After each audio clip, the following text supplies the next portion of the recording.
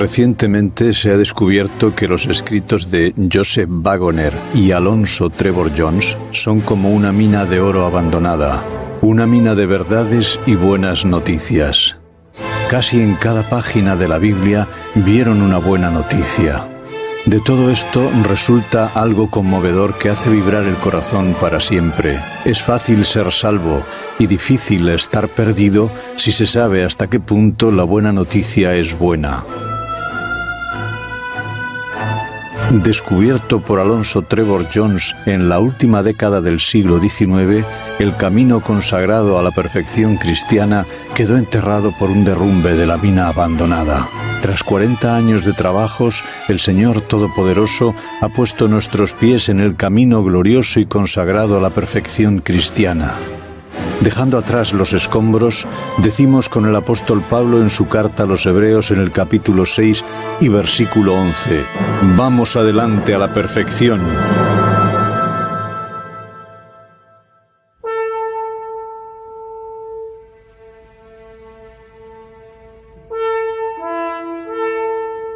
Él también participó de lo mismo. El primer capítulo de la carta del apóstol Pablo a los Hebreos muestra que la semejanza de Cristo con Dios no lo es simplemente en la forma o representación, sino también en la propia sustancia. El segundo capítulo revela con la misma claridad que su semejanza con el hombre no lo es simplemente en la forma o representación, sino en la sustancia misma. Esa semejanza con los hombres tal como son los hombres en todo aspecto exactamente. Leemos en el Evangelio de Juan en el capítulo 1 y versículos del 1 al 14: «En el principio era el Verbo, y el Verbo era con Dios, y el Verbo era Dios. Y aquel Verbo fue hecho carne y habitó entre nosotros». Que eso se refiere a semejanza del hombre tal como éste es en su naturaleza caída, pecaminosa, y no tal como fue en su naturaleza original, impecable, se constata en la carta del apóstol Pablo a los Hebreos en el capítulo 2 y versículo 9. Vemos por el padecimiento de muerte a aquel Jesús que es hecho un poco menor que los ángeles. Por lo tanto, vemos que Jesús fue hecho en situación de hombre, de la forma en que el hombre era cuando éste fue sujeto a la muerte.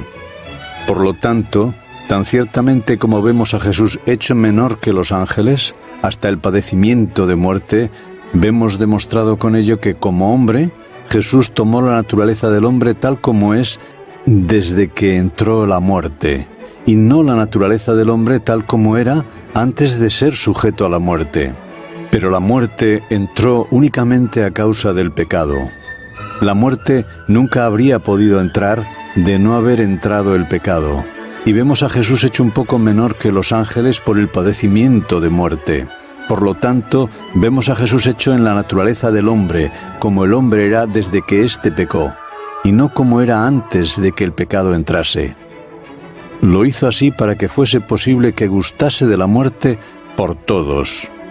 Al hacerse hombre, para poder alcanzar al hombre, debía venir al hombre allí donde éste se encuentra.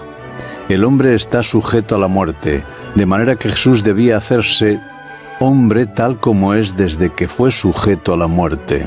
Leemos en la carta del apóstol Pablo a los Hebreos, en el capítulo 2 y versículo 10, «Porque convenía que aquel por cuya causa son todas las cosas, y por el cual todas las cosas subsisten, habiendo de llevar a la gloria a muchos hijos, perfeccionar por aflicciones al autor de la salvación de ellos». Así, haciéndose hombre, convenía que viniese a ser hecho tal como el hombre es. El hombre está sometido a sufrimiento, por lo tanto, convenía que viniese allí donde el hombre está en sus sufrimientos. Antes de que el hombre pecase, no estaba en ningún sentido sujeto a sufrimientos. Si Jesús hubiese venido en la naturaleza del hombre tal como éste era antes de que entrase el pecado, habría venido en una forma y en una naturaleza en las cuales habría sido imposible para él conocer los sufrimientos del hombre y por lo tanto no hubiese podido alcanzarle para salvarle. Pero dado que convenía que aquel por cuya causa son todas las cosas y por el cual todas las cosas subsisten, habiendo de llevar a la gloria a muchos hijos, hiciese perfecto por aflicciones al autor de la salud de ellos. Está claro que Jesús, al hacerse hombre, compartió la naturaleza del hombre como éste es, desde que vino a estar sujeto a sufrimiento y sufrimiento de muerte, que es la paga del pecado. Leemos de nuevo en la carta del apóstol Pablo a los Hebreos en el capítulo 2 y versículo 14. Así que por cuanto los hijos participaron de carne y sangre, él también participó de lo mismo. Cristo, en su naturaleza humana, tomó la misma carne y sangre que tienen los hombres. En una sola frase encontramos todas las palabras que caben emplear para hacer positiva y clara esta idea. Los hijos de los hombres son participantes de carne y sangre, y por eso Él participó de carne y sangre. Pero eso no es todo. Además, participó de la misma carne y sangre de la que son participantes los hijos. Es decir, participó de igual manera de la misma carne y sangre que son los hijos. El espíritu de la inspiración desea hasta tal punto que esa verdad sea clarificada y destacada y comprensible para todos, que no se contenta hasta utilizar todas las palabras que se pueden usar para hablarnos de ello. Y tanto es así que insiste para precisar, sin dejar resquicio alguno, que como los hijos participaron de carne y sangre, Él también participó de lo mismo, de la misma carne y sangre. Y en el capítulo 2 de la carta del apóstol Pablo a los Hebreos y en el versículo 15, leemos: y eso lo hizo para, por la muerte, librar a los que por el temor de la muerte estaban para toda la vida sujetos a servidumbre. Participó de la misma carne y sangre que todos tenemos en la servidumbre al pecado y el temor a la muerte, a fin de poder librarnos de la servidumbre al pecado y el temor de la muerte. Así, el que santifica y los que son santificados de uno son todos, por lo cual no se avergüenza de llamarnos hermanos. Esta gran verdad del parentesco de sangre, la hermandad de sangre de Cristo con el hombre, se enseña en el Evangelio en Génesis. Cuando Dios hizo su pacto eterno con Abraham, las víctimas de los sacrificios se cortaron en dos trozos, y Dios y Abraham pasaron entre ambas partes. Podemos leer estas cosas en el libro de Génesis en el capítulo 15 y versículos del 8 al 18, en el libro del profeta Jeremías en el capítulo 34 y versículo 18 y 19, y también en la carta del apóstol Pablo a los Hebreos en el capítulo 7 y versículos 5 y 9. Por medio de este acto, el Señor entraba en el pacto más solemne de los conocidos por los orientales y por toda la humanidad, el pacto de sangre, haciéndose así hermano de sangre de Abraham, una relación que sobrepasa cualquier otra en esta vida. Esta gran verdad del parentesco de sangre de Cristo con el hombre se desarrolla aún más en el Evangelio en Levítico. En el Evangelio en Levítico encontramos el registro de la ley de la redención o rescate del hombre y sus heredades. Cuando alguno de los hijos de Israel había perdido su heredad, o bien si él mismo había llegado a ser esclavo, existía una provisión para su rescate. Si él era capaz de redimirse o de redimir su heredad por sí mismo, lo hacía. Pero si no era capaz por sí mismo, entonces el derecho de rescate recaía en su pariente de sangre más próximo. No recaía meramente en algún pariente próximo entre sus hermanos, sino precisamente en aquel que fuese el más próximo en parentesco, con tal que éste pudiera hacer el rescate. La ley del rescate la encontramos en el libro de Levítico, en el capítulo 25 y versículos 24 al 28, y también en los versículos 47 al 49. En el libro de Ruth, en el capítulo 2 y versículo 20, en el capítulo 3 y versículo 9 y 12, y el 13, y también en el capítulo 4, versículos del 1 al 14. Así, según Génesis y Levítico, se enseñó durante toda esa época lo que encontramos aquí enunciado en el segundo capítulo de la carta del apóstol Pablo a los Hebreos, la verdad de que el hombre ha perdido su heredad y él mismo está sometido a esclavitud. Y dado que por sí mismo no se puede redimir, ni puede redimir su heredad, el derecho de rescate recae en el pariente más próximo que pueda hacerlo. Y Jesucristo es el único en todo el universo que tiene esa capacidad. Pero para ser el Redentor debe tener no solo el poder, sino también el parentesco de sangre, y debe ser no solamente próximo, sino el pariente de sangre más próximo. Así, por cuanto los hijos del hombre que perdió la heredad, participaron de carne y sangre, él también participó de lo mismo. Compartió con nosotros la carne y la sangre en su misma sustancia, haciéndose así nuestro pariente más próximo.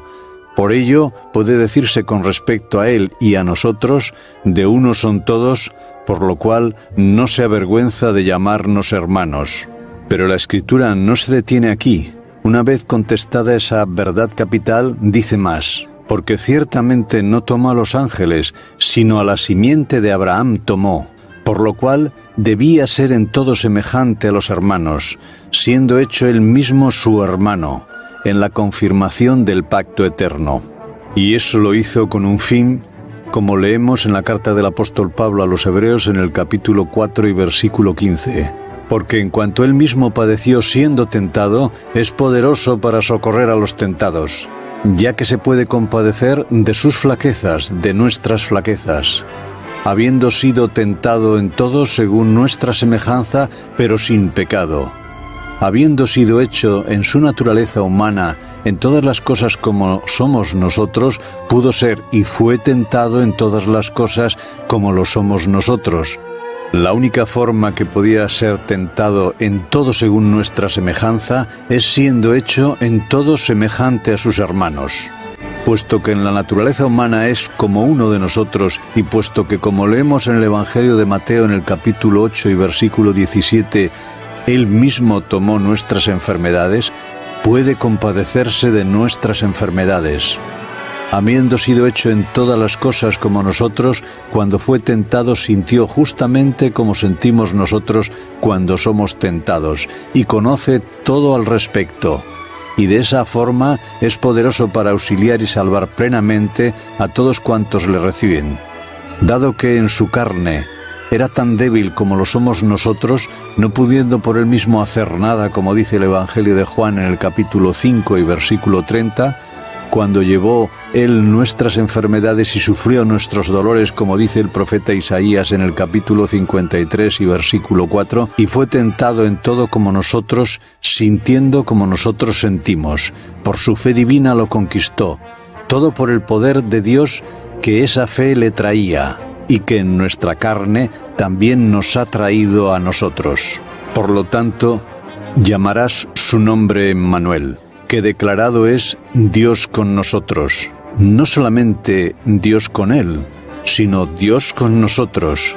Dios era con él desde la eternidad y lo hubiera podido seguir siendo, aunque no se hubiera dado por nosotros. Pero el hombre, por el pecado, quedó privado de Dios, y Dios quiso venir de nuevo a nosotros. Por lo tanto, Jesús se hizo nosotros, a fin de que Dios en él pudiese venir a ser Dios con nosotros. Y ese es su nombre, porque eso es lo que es. Alabado sea su nombre. Y esa es la fe de Jesús y su poder. Ese es nuestro Salvador, uno con Dios y uno con el hombre. En consecuencia, puede también salvar plenamente a los que por él se acercan a Dios.